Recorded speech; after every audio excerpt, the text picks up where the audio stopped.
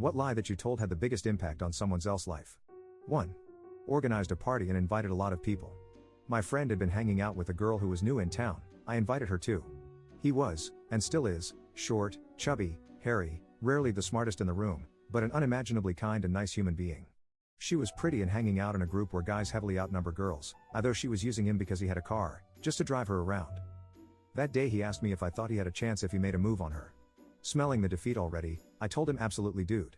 At least he would get rejected and be able to move on instead of orbiting her. It worked though, and they are still together almost 8 years later. He still thanks me sometimes for helping him make up his mind. 2. It won't impact her until someone finally calls her out on it, but I told my sister that futons were invented by a native South American tribe called the Futoni, and she's been sharing this fact with everyone. 3. My grandmother suffered from pretty serious dementia before she died.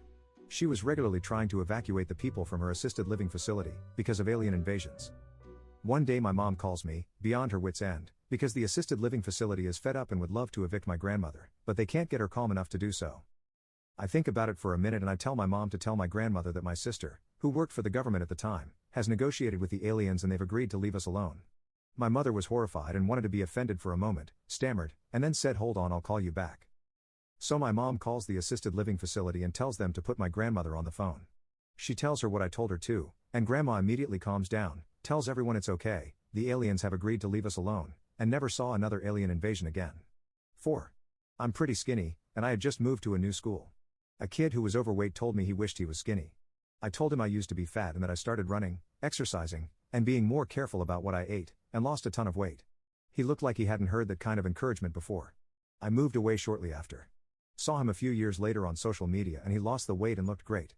5. 14 years ago in college, I lied to a friend that this guy liked her. And then I told the guy that my friend liked him. Bam! They started flirting heavily that night and now they've been happily married almost 10 years.